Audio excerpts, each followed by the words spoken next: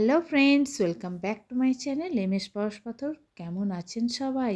আর আজকে আমি সকাল সকাল বাসি মুখে হাজির হয়ে গেছি আপনাদের কাছে। Good morning friend.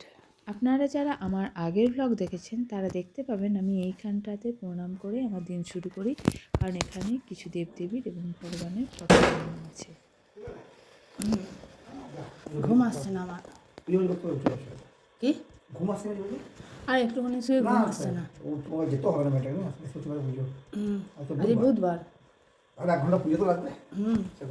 বড়মশাই সকাল সকাল ডিউটি যাওয়ার সময় আমাকে আর ডেকে ডিস্টার্ব করে না, নিজেই চা বানিয়ে নেয় এবং ব্রেডও শিখে খেয়ে চলে যায়। ওখানে কেক আছে, কেকটা খাও। খেলাম তো, চলো পাউডারটা নিয়ে নিলাম। তো কী হয়েছে, একটুখানি কেক ঠিক খাও। আছে, নিয়েছি। একটা কথা, কি একটুখানি দুটো তেল ভরে রাখবে, জায়গা আছে? কী তেল? তেল। হ্যাঁ জানি, সর্ষে তেল আর ইয়ে তেল। অলিভ তেল আর একটা তেল। আচ্ছা, মাথার তেল আর যাই হোক, যেটা ঠিক আছে, হ্যাঁ। দিলেও হবে। আর কি বললাম, তুমি চানটা করে রাখবে। কী বলছে? আমি তুমি চালে ছাদে ওই যে নিজে করছিলাম, ওই বালতিতে জল ভরে রাখছিলাম। আমার এখনো 6টা 5 বেজে গেল, এখনো ছাদে জল ভরে রাখছিলাম। জল ভরে দুটো বালতিতে এইখানে জল ভরে গেছে, উপরে একটা চালাতে হবে। তখন বাজে 6টা 10। ঠিকঠাক সূর্যের আলোও ফুটে ওঠেনি, আর বর ডিউটি যায়। বর অন্যান্য দিনের আগেই যায়, আজকে মোটামুটি 10 মিনিট লেটই হলো বলতে পারেন। জানি না কি করছিল সকালবেলা থেকে। বর ডিউটি চলে যাওয়ার পর পুজো টুজো সেরে মেয়ের টিফিন বানিয়ে মেয়েকে খাইয়ে রেডি হয়ে গেছি। মেয়েকে স্কুলে দিতে যাব 8:05 আর রিপোর্টিং টাইম ওদের 8:15। তো মেয়েও রেডি, চলুন গাড়ি নেব গ্যারেজ থেকে আর বেরাবো, কারণ গাড়িটা ছেড়েই দিয়েছি। কারণ 7 দিনের জন্য 1,500 টাকা লাগবে, অনেক খরচা বেড়ে যাচ্ছে। আর এই ধারে মজা দেখুন, গাড়িটা শুধু আমি চালাই না, এরাও চালায়, মানে বিল্লিগুলো এরাও চেপে বসে থাকে, চেষ্টা করে রোজ চালাবার। সাবধানে যাবি।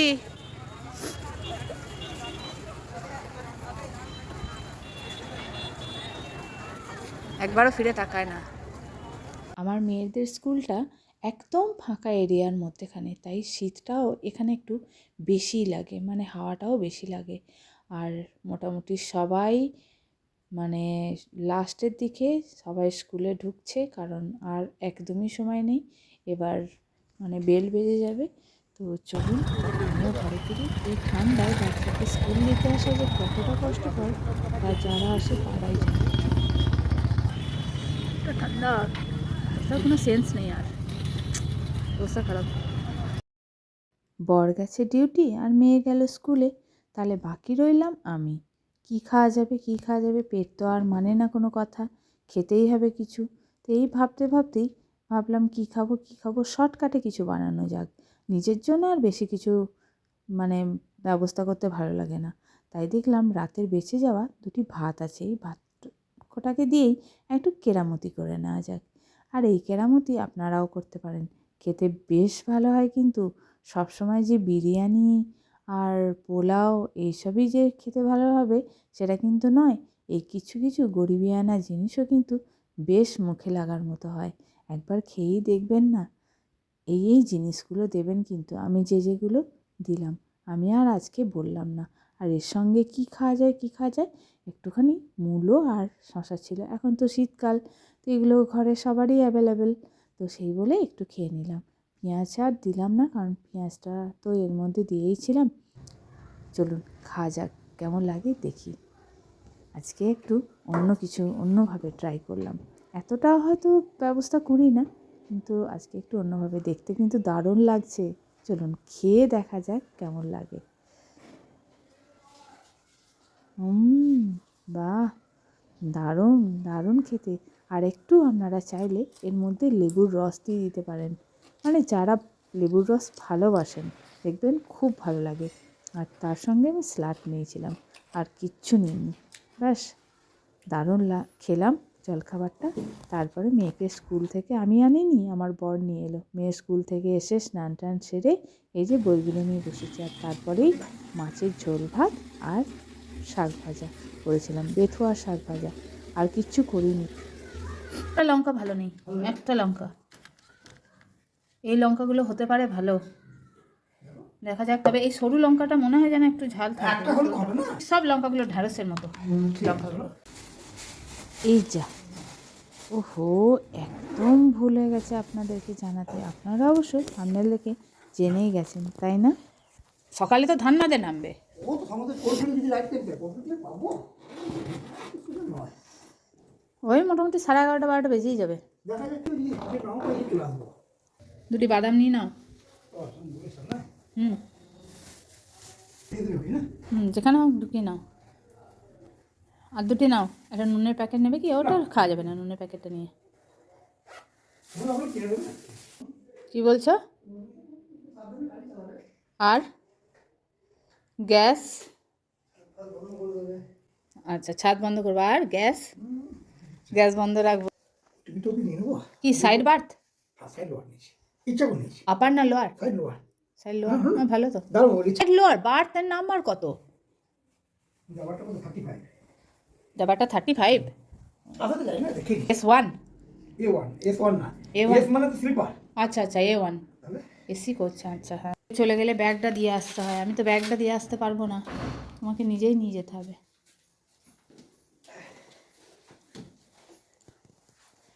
এই যে বৌদিও চলে এসছে। ব্যাংকের কাজ হলো বৌদি? এখনো ঘর যাওনি? ও বাবা, এই কাজ করে তারপর ঘরে যাবে নাকি? হ্যাঁ হ্যাঁ হ্যাঁ, তো চলে এসছে? হ্যাঁ হ্যাঁ হ্যাঁ, টোটো না অটো গো? হ্যাঁ হ্যাঁ টোটো, হ্যাঁ হ্যাঁ, তাহলে চলে এসছে। এখানে হচ্ছে 4:05 ট্রেন। ধানবাদ থেকে মেন ট্রেনটা আছে, ওটা রাত 9টা কত না? ধানবাদে থাকবে, এবার তারা ঘুরবে। এছাড়া কোনো মানে ইয়ে নেই তো, উপায় নেই তো, ওইখানেই যেতে হবে। আমার বরের একটা ভালো অভ্যাস আছে, জুতো পরার পর হ্যান্ড ওয়াশ দিয়ে হাতটি ধোবে। এখানে যেও। এটা করোনা হ্যাঁ, বলে নয়, তার আগে থাকতেই মানে খুব পরিষ্কার পরিচ্ছন্নতাটাকে মেনটেন করে। আর যেতে চাইছিলও না, কিন্তু জোর করেই একমাত্র পাঠালাম, কেননা ওরা বারবার বলেওছে। তারপরে ওরা পুরনো বন্ধু, তারপরে ওর একটা কাজ করতে করতে রিফ্রেশমেন্টেরও দরকার আছে। মানে শুধু ডিউটি আর ঘর, ডিউটি আর ঘর, মানে প্রচণ্ড খিটখিটে হয়ে উঠেছিল। একটুখানি ঘুরতে যাওয়াটা অবশ্যই দরকার। তো আমি আমার মেয়ের জন্য তো ঘুরতে যাইও নি। যাই হোক, মনটা খারাপও লাগছিল যে যেতে চাইছিল না, তো জোর করেই পাঠালাম এক প্রকার। তাছাড়া ওরা তো অনেক বারবার বলেওছিল, আশাও করেছিল যে আসবে বলে। ওঠ মান্তু, মান্তু, মান্তু, ওঠ, টিউশন আছে, ওঠ। মান্তু, কতবার ডাকবো? দেখ 4:15 বাজলো, কতবার ডাকবো তোকে আমি? ওঠ, কচ্ছপের মতো মুখটাকে একবার বের করছে আর মুখটাকে ঢোকাচ্ছে। এই ওঠ রে, টিউশন আছে। ওই, এই ওঠ, ওঠ রে। ওর পাপা যেতে পারবে না, তাই। সুন্দর লাগছে, পড়িস না? হয়েছে প্যান্টটা? কোথাও যাওয়ার আগে কি অবস্থাটা হয়, খাটটার আর শীতকালে জায়গা নেই। চুরুকদারি, এটা মাঝে মধ্যে নাকের মধ্যে নিই যখন স্পিডে চালাই, নাহলে আবার ভ্যাপারটা, আবার আস্তে চালালে ভ্যাপারটা কাঁচের মধ্যে লেগে যায়। রেডি মেয়েকে টিউশন দিতে যাওয়ার জন্য? মেয়ে কি রেডি? রেডি রে তুই? दीदी नहीं है? कहाँ? মেয়েকে টিউশনে দেওয়ার পর হাতে বেশি রইল আর 1 ঘন্টা। কি করি এই ভাবতে ভাবতেই এখানে এসে হাজির। আর এখানে এসে দেখলাম একটা চমৎকার জিনিস, একই জায়গায় ভগবান শিব আর ভগবান যিশুর পুজো হয়। মানে এই পার্লার টিচার, তিনি আজকে নেই, কিন্তু তিনি হচ্ছেন হিন্দু আর বিয়ে করেছেন খ্রিস্টানকে, তাই দুজনকেই সমানভাবে নিয়ে চলেন। বেশ ভালো ব্যাপারটা, তাই না? আর এইসব শুনতে শুনতেই এই যে ভ্রু শেভ করতে এসেছি, ভুলেই যেতে বসেছিলাম।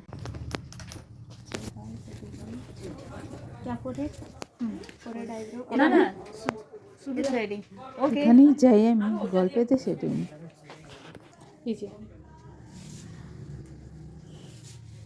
পরের দিন বৃহস্পতিবার, তাই একটু নলেন গুড়ের ওই নরম পাকের সন্দেশটা নিলাম।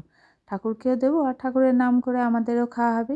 মিষ্টি প্রেমী যে আমরা, এই যে দোকানে এসেই মিষ্টি দেখে খুঁজে পাই না কোনটা খাবো কোনটা না খাবো, মনে হয় সব রকমই ট্রাই করলে ভালো হয়। তারপরে একদম টিউশন শেষ করে ঘরে আর গেলাম না, মেয়েকে নিয়ে চলে এলাম মেয়ের বায়না মেটাতে, মানে ফুচকা খাওয়াতে।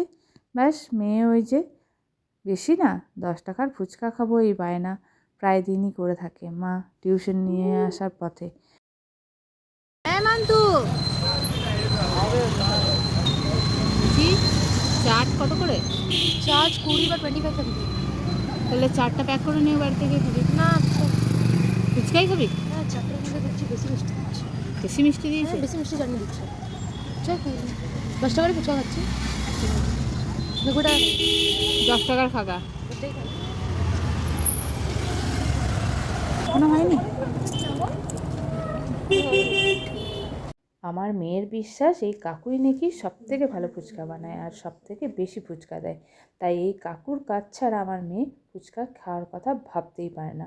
আর তাতে আবার এই পথ দিয়েই যাচ্ছিলাম, তো ফুচকা খেতেই হবে। সত্যি এটা আমার মেয়ের ভ্যাম নয়, এটা অনেকেই বলে। আর বিশেষ করে জানি না ও কতটা ভালো বানায়, কিন্তু ওই যে একটি দেয় বেশি, তার জন্যই মনে হয় ভিড়টা হয়। তো লোকটি চালাক বড়। যাই হোক, এই করে লাইন পেতে দেরি হচ্ছিলো, এতক্ষণই দেরি হচ্ছিলো যে ভগবানকে ডাকলেও মনে হয় ভগবান সাড়া দিয়ে ফেলতো। অবশেষে লাইন পেয়া গেল আর খাওয়া দাওয়া করে বাড়ি। মা মেয়েতে প্লিজ সাবস্ক্রাইব করবেন, কেমন লাগলো